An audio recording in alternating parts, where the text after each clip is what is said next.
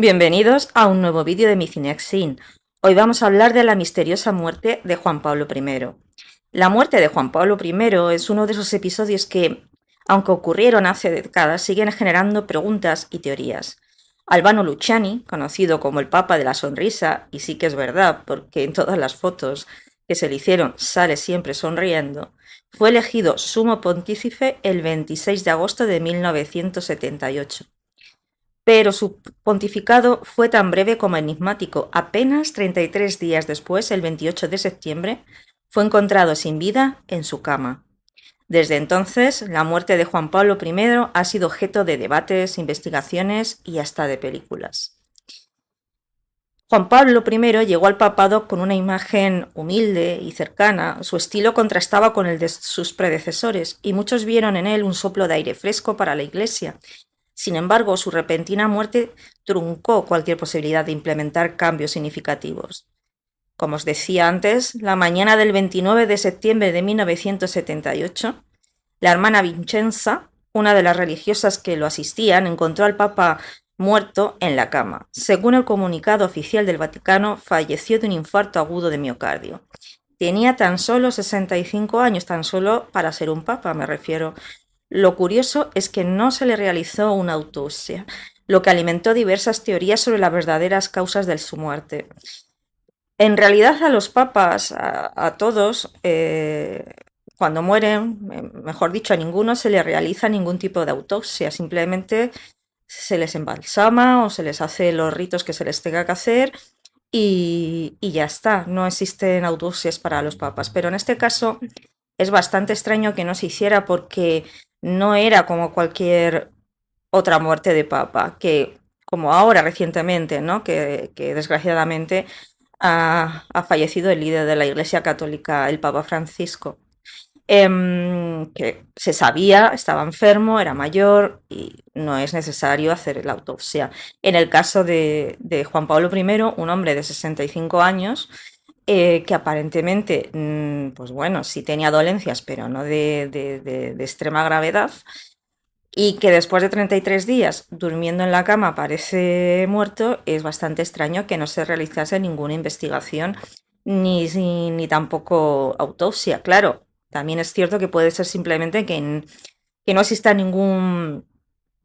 que no exista nada extraño detrás de esto y simplemente se quisiera seguir con la tradición, ya sabemos cómo es la Iglesia Católica para ciertas cosas y no pasará nada de nada, pero esto sí es algo que llama mucho la atención, ¿no? Pero ¿qué sucedió el día antes de aparecer muerto el Papa? Bueno, algunos testimonios sugieren que Juan Pablo I habría experimentado molestias en el pecho la noche anterior a su muerte. E incluso el cardenal Silvio Odi afirmó que el Papa se quejó de un dolor en el corazón después de la cena, pero decidió no llamar al médico. Aquí he encontrado información diferente, ¿no? Por un lado dicen que a pesar de encontrarse un poco mal, el Papa decidió no llamar al médico y simplemente descansar. Y por otro lado, sí he encontrado la información de que el Papa llegó a hablar por teléfono con el médico, pero que le comentó que, bueno, me encuentro un poco mal, pero que el médico no le dio ninguna importancia. Dijo, bueno, pues te veo mañana y ya está. Y que ahí quedó todo. Entonces, la verdad es que en este caso existe mucha información contradictoria, ¿no? Mucha información que se contradice constantemente la una a la otra. Así que yo os cuento las dos cosas que he leído. Em, entonces, si en el caso de que finalmente no hubiese llamado al médico, evidentemente fue una decisión, o que lo hubiese llamado y el médico dijera que no venía, pues fue una decisión fatal. Además, se ha señalado que sus secretarios personales no le dieron importancia al episodio ni se preocuparon por su estado posteriormente. Es decir, que según las declaraciones, él dijo que se encontraba mal, pero no le dieron mayor importancia como, pues bueno, uno a veces se encuentra un poco con el cuerpo revuelto, duermes, descansas un poquito y al día siguiente ya estás bien, ¿no? Pues más o menos es lo que se dio a entender. La periodista Estefanía Falasca, vicepostuladora de la causa de canonización de Juan Pablo I, también investigó el caso Y según sus hallazgos, el Papa sufrió un paro cardíaco durante la noche. Antes de acostarse, habría sentido un fuerte dolor en el pecho mientras rezaba con su secretario, pero lo atribuyó al reumatismo, una dolencia que padecía. Y según esta periodista, realmente no llegó a llamar al médico, dijo, bueno, pues no, es un dolor parecido a los que he sentido en otras ocasiones y ya está, y no le dio la mayor importancia, ¿no? Em, bueno, la verdad, que es uno de los temas más misteriosos del Vaticano, la muerte de Juan Pablo I, y que ha dado pie a multitud de teorías de la conspiración. Una de las teorías más difundidas sugiere que Juan Pablo I fue asesinado debido a su intención de reformar el Instituto para las Obras de Religión, la IOR, conocido también como el Banco Vaticano. Se afirma que el Papa había descubierto irregularidades financieras, que se utilizaba el dinero para cosas extrañas, para negocios sucios, que estaba la mafia metida y, y- y planeaba destituir a altos funcionarios implicados en actividades ilícitas. Eh, el escritor David Yayop, en su libro En el nombre de Dios, sostiene que el Papa fue envenenado con digitalina. En el caso de que fuera envenenado con digitalina, yo por lo que tengo entendido, no es que yo sea una experta asesina, pero por lo que yo he leído o me han contado, la digitalina no suele dejar rastro cuando se utiliza de manera oscura. Em, es un medicamento cardiológico que puede ser letal, como os digo, en dosis elevadas. Y según Yayop, el asesinato fue perpetrado por altos jerarcas de la Iglesia en complicidad con mafiosos vinculados al Banco Ambrosiano y miembros de logias masónicas. La verdad es que los masones siempre pillan también, siempre pillan. Eh, bueno, con respecto al banco Ambrosiano sí que puedo estar más de acuerdo en que pudiera, si el Papa planeaba realmente hacer cambios, si pudiera estar implicado de alguna manera. Más que nada viendo después cómo acabaron las cosas con el Banco Ambrosiano y con su máximo dirigente, ¿no? Que fue encontrado desvivido en un puente de Londres. Es un asunto muy turbio en el que también están involucrados en los secuestros de Manuela Orlandi y de Milena Gregori. Entonces, me lo puedo creer, porque había gente muy siniestra, pero muy siniestra metida en el tema del banco Ambrosiano. Y desde luego la mafia también tenía ahí parte y cuchara y de todo. Entonces, si tú quieres cortar un goteo de dinero que era muy sustancioso y la verdad es que se realizaban eh, operaciones un tanto extrañas que beneficiaban a los que manejaban los hilos, pues si tú quieres cortar eso, es posible que quieran evitarlo de alguna manera. Yo no digo que sí ni que no. Digamos que yo no tengo pruebas, pero tampoco tengo dudas. Em, en el año 2019, Antonio Raimondi, sobrino del mafioso Lucky Luciano y supuesto miembro de la familia Colombo, afirmó en su libro que participó en el asesinato de Juan Pablo I. Ojo.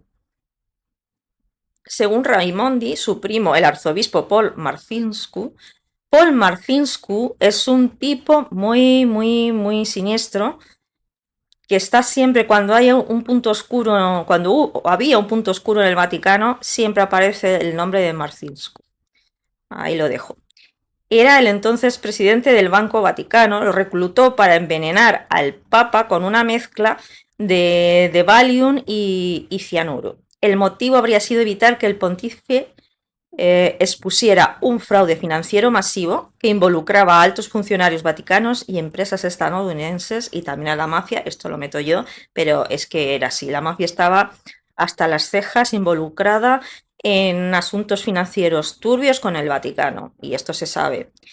Hay otras teorías, ¿no? El sacerdote español Jesús López Sáenz, en su obra El día de la cuenta, también plantea que Juan Pablo I fue envenenado con un vasodilatador. Además, se ha mencionado posibles implicaciones de la CIA, la KGB, masones infiltrados en el Vaticano, que siempre pillan, aunque estas teorías carecen, realmente todo carece de pruebas, todos son teorías, todos son un me han dicho, tengo entendido, o esto no cuadra, o tal. Em, Eduardo Luciani, sobrino de Juan Pablo II, ya en su momento desmintió las teorías de conspiración, calificándolas de invenciones. Según él, su tío murió de forma natural y no tenía problemas cardíacos previos. También relató que el autor David Yayob admitió haber inventado parte de su historia para vender libros.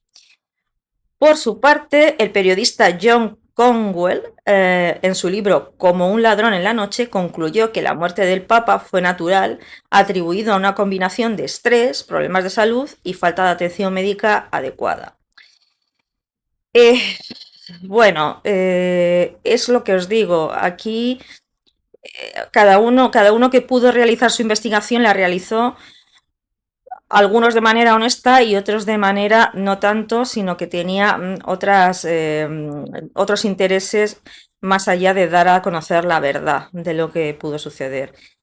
Este caso es como otros muchos que os he comentado, que si no sale alguien que lo dice, que lo cuenta en primera persona, o que le han dejado una documentación en la que se cuenta, o que tiene un testimonio en el que se dice, es muy complicado que se sepa la verdad, y más ahora, ¿no? Hoy en día ya es imposible realizar ningún tipo de prueba en el cuerpo de Juan Pablo I.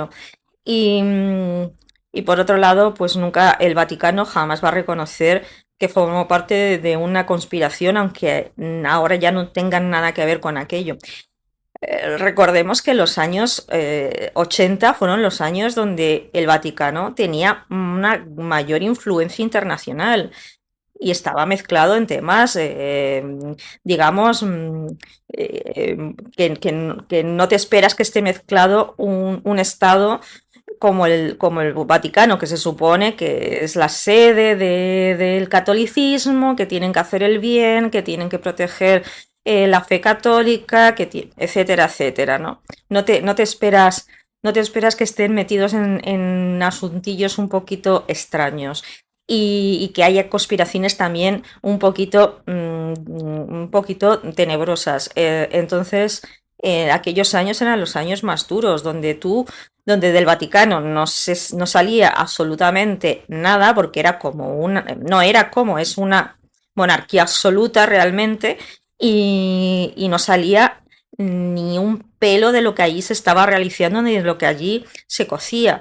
Ahora el Vaticano ha perdido bastante importancia internacional y digamos que conspiraciones básicamente no se realizan en el Vaticano porque ya no tienen tanto poder como antes. Pero en los 80 sí. En los 70, los 80 sí era muy fuerte la influencia del Vaticano internacionalmente. Y no digamos en Italia, ¿no? Y la mafia siempre ha estado metida en la esencia de Italia y del Vaticano, siempre, y sigue. Lo que pasa que ahora, pues se han acabado los años de plomo, ahora digamos que se ha asumido mejor cómo son las cosas, y si bien todavía hay puntos complicados, como puede ser en Nápoles, como puede ser en ciertas partes de Sicilia, más allá de ello, pues ahora no se observan irregularidades tan terribles como hace años, tanto en Italia como en el Vaticano. Eh, yo que os digo, yo no tengo pruebas, yo no he hecho investigaciones como estos periodistas, ojalá pudiera haberlas hecho, pero por lo que he leído, por lo que me han contado gente que sí sabe del tema, eh, yo creo que el fallecimiento de Juan Pablo I es más que sospechoso, ¿no? Y más estando el Marcinkus por ahí, la banca ambrosiana, Calvi, toda esta gente que bueno, Calvi, yo no sé si ya estaba rondando o llegó unos años después, pero también es un tipo siniestro.